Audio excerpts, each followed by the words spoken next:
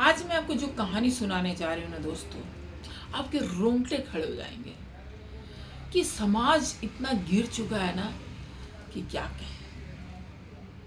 एक माँ अपनी बेटी को तलाशते हुए भागते हुए जाती है तो उसे एक चप्पल दिखता है। चप्पल देखते हुए समझ जाती है तो मेरी बेटी की चप्पल। और थोड़ा आगे जाती है तो एक भट्टी दिखता है। भट्टी को जब वो देखती है तो वहां पर एक चांदी के कड़े दिखते हैं। महिला के साथ उसका भतीजा भी गया होता है तो देखता है तो कहता है कि चाची ये तो कड़े मैंने ही दिए थे अपनी बहन को। वो समझ जाती है जरूर इस भट्टी में कुछ है। फिर जब उसको करती है तो एक हाथ दिखता है। जो थी देख कर सदमे में चली जाती है और हाथ को लेकर दौड़ते हुए सरपंच के पास पहुंचती है। अब चलिए जानेंगे आखिर में कहानी हुआ क्या, कैसे हुआ, क्या हुआ। तो इस कहानी को जानने के लिए एक बार हमारे चैनल को आप लोग लाइक से सब्सक्राइब जरूर कीजिएगा। तो चलिए जानते हैं कहानी को। कहानी है राजस्थान के जिला भीलवाड़ा के थाना कोटरी की नरसिंहपुरा एक गांव की, जहां पर एक पिता जो किसान होता है उसे कहीं काम पर जाना था। तो उसने अपनी 17 साल की बेटी से कहा कि बेटी आज मैं कहीं जा रहा हूँ काम से, तो बकरियां को लेकर तुम खेत में चरा कर ले आना, नहीं तो ये भूखे रह जाएंगी। बेटी कहती है ठीक है पापा, अब जाइए, मैं इसे चरा कर ले आऊंगी। इसके बाद बेटी 10-11 बजे निकल जाती है बकरियों को लेकर के और वो खेत की तरफ चली जाती है। जब वो खेत की तरफ जाती है बकरियां चरती है। उसके बाद बकरियां जो है वापस आ जाती है। बकरियां तो वापस आ जाती है पर लड़की नहीं आती। अब माँ देखती बकरियां तो आ गई, लड़की तो नहीं आई। फिर वो सोचती है शायद कहीं रुकी होगी, ऐसे तो कभी कहीं नहीं जाती थी, आज पहली बार वो बकरियां चराने गई। आधा घंटा हो गया, 1 घंटा हो गया, 1.5 घंटा हो गया, बेटी तो कहीं नहीं आई। आसपास में पूरा ढूंढे, बेटी कहीं नहीं मिली। माँ दौड़ती है पुलिस थाने। पुलिस थाने बोलती है साहब साहब मेरी बेटी नहीं मिल रही, रिपोर्ट लिखिए। पुलिस थाने में एक एक पुलिस होते नहीं, इतने कामचोर निकम्मे, लिखते नहीं जल्दी। वो कतराते हैं, बोलते हैं क्या सबूत है लड़की का, कुछ है? वो बताती है कि मेरी बेटी लंबी चौड़ी बहुत ही सुंदर थी, इस तरह से बताती है। आधार कार्ड लाए हो? अब माँ तो भागते हुए जाती है, आधार कार्ड कहाँ पकड़ के जाए, नहीं जाती।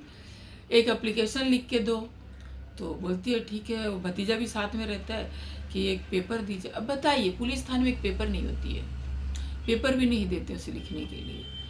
अब वो समझ जाती है कि ये लोग मेरा कुछ करने वाले नहीं है। अब परेशान थी माँ, पुलिस थाने से बाहर निकल जाती है और ढूंढते ढूंढते खेत से होते हुए वो भट्टी के करीब पहुंच जाती है।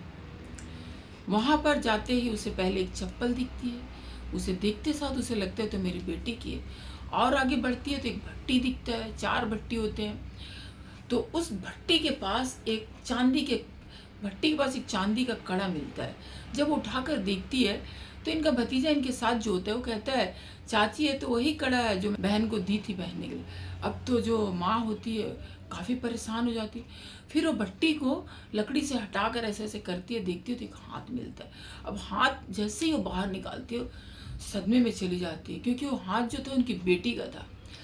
अब वो उसी हाथ को लेकर के सीधा भागते हुए गांव के सरपंच के पास पहुंचती है, क्योंकि वो जब पुलिस में रिपोर्ट लिखाने गई थी तो पुलिस ने लिखा ही नहीं था। तब वो सोची अब सरपंच जी ही मेरी मदद करेंगे, और वो दौड़ती हुई सरपंच के पास जाती है। अब वहाँ पर सरपंच को सारा हाल बताती है कि किस तरह से पुलिस ने बनाने, ढूंढते ढूंढते वहाँ गए। वहाँ पर उनकी बेटी का जरूर की बेटी के साथ पता नहीं क्या कौन, जो भी मेरी बेटी को इस तरह किया उसे सजा मिलनी चाहिए। अब सरपंच जो है पुलिस को फ़ोन करते हैं कि आपने रिपोर्ट नहीं लिखा, एक महिला आई थी। उसके बाद फिर दूसरा दिन हो जाता है, सुबह गांव के लोग पूरा ताबम तोड़ करने लगते हैं। तब जाके हंगामा करते पुलिस थाने के सामने जा, तब जाके पुलिस वाले रिपोर्ट लिखते हैं। उसके बाद इसकी छानबीन शुरू होती है। अब पुलिस पहुंचती है भट्टी के पास।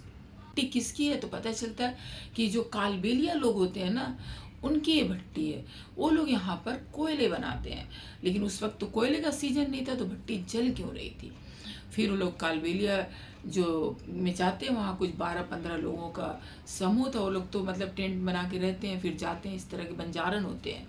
तो वहाँ पर जो था रंगलाल नाम का व्यक्ति था, उसके 2 बेटे थे। एक का नाम था कालू और एक का नाम कान्हा। कालू जो था बड़ा भाई था जिसकी उम्र 25 वर्ष थी, और कान्हा जो था छोटा भाई था जिसकी उम्र 21 वर्ष की थी। फिर जाके उन लोगों से पूछा जाता, वो लोग तो साफ मना कर देते हैं। इसके बाद पुलिस जो है उन लोगों को पकड़कर थाने ले जाती है और अच्छा खासा पिटाई करती है कि यहाँ पर जब तुम्हारी भट्टी जल रही, तुम्हारे भट्टी से हाथ निकला है, तो सच सच बताओ कि काम किसका है। तब जाके जब पुलिस के डंडे पड़ते हैं, तब जाके कालू और कान्हा जो है सच्चाई उगलते हैं।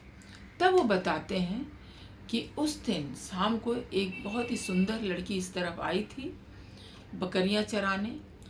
तो जो छोटा भाई होता है कान्हा, उसकी नज़र उस पर पड़ जाती है और उसे देखकर वो फिदा हो जाता है। उसके बाद वो उससे पकड़ लेता है और उसके साथ गंदी हरकतें करना चाहता है। तब तक वो बड़ा भाई आ जाता है, वो फिर उसे हटाकर वो उस लड़की को पकड़ लेता है और उसके साथ 2 बार बलात्कार करता है। और लड़की जो थी रोती चीखती थी। उसके बाद फिर से छोटा भाई जो है वो पकड़ लेता है, वो भी उसके साथ 2 बार गंदी हरकत करता है। अब देखिए यहाँ पर, और लड़की की अवस्था बहुत ही खराब थी, कपड़े फटे हुए, पर लड़की की सांसें चल रही थी, जिंदा थी, चिल्ला रही थी।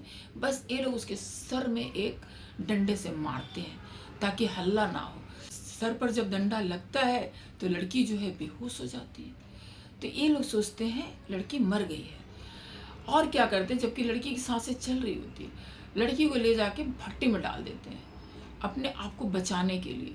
अब भट्टी में डाल देते हैं तो भट्टी कुछ जलती है, फिर बुझ जाती है। अब ये सोचते हैं लड़की तो भाई जली नहीं, अब हम अगर फंस जाएंगे बुरी तरीके से, फिर से उसको निकालते हैं, उसके 20 टुकड़े करते हैं, 20 टुकड़े करके और उसे ले जाकर दूर के इलाके में फेंक देते हैं। लेकिन इन्हें ये नहीं पता था कि एक कड़ा और एक हाथ उसका छूट गया था यहीं पे। कहते हैं ना, मुजरिम चाहे कितना भी सातिर हो, कुछ ना कुछ सबूत तो छोड़ ही देता है। तो यहाँ पर भी यही हुआ। इसके बाद और फेंक देते हैं और ये अपने घर में चले जाते हैं। तो पुलिस तो है इनको पकड़ लेती है, और इस साजिश में और भी 7 लोग शामिल थे, उन सबको पकड़ती है। और उसके बाद जो है सबूत वगैरह जो होती है, उन 7 लोगों का उतना ज़्यादा सबूत नहीं मिलता है, इस कारण उन 7 लोगों को तो छोड़ दिया जाता है। पर इन 2 लोगों को हाई कोर्ट ने फांसी की सज़ा सुना दी। एक घटना है 2 अगस्त 2023 की, और फांसी की सज़ा इनको मिली है आपको मई 24 में। हाई कोर्ट ने इन्हें फांसी की सज़ा सुनाई, लेकिन ये लोग अभी अपील किए हुए हैं, क्योंकि हर कोई मुजरिम बचना भी चाहता है, तो अभी तक फांसी हुई नहीं है। उसके बाद जो हुआ कि जो पुलिस वाले ने थाने में रिपोर्ट लिखने से मना कर दिया था, नहीं लिखा, वो भी सस्पेंड हो गया, क्योंकि ये बात जो है हाई प्रोफाइल बन गई थी केस। काफ़ी लोग इस पे हंगामे करने लगे थे, सड़कों पे उतर गए थे, तो इस वजह से पुलिस वाले भी सस्पेंड हुए। जो वहाँ पर रिपोर्ट नहीं लिखे थे, पता चला जब, तो उन्हें भी सस्पेंड कर दिया गया। तो आपने देखा कि सुंदरता भी कभी कभी किसी की जान ले लेता है। अब यही कारण थी ना कि लड़की सुंदर थी, देखकर ये लोग फिदा हो गए। अरे ठीक है, फिदा हुए, लेकिन जान लेने की क्या जरूरत थी। दुनिया में मतलब कुछ भी बोलते हैं ना, नामुमकिन नहीं है। कब किसके साथ कौन सी घटना घट जाए कोई नहीं जानता।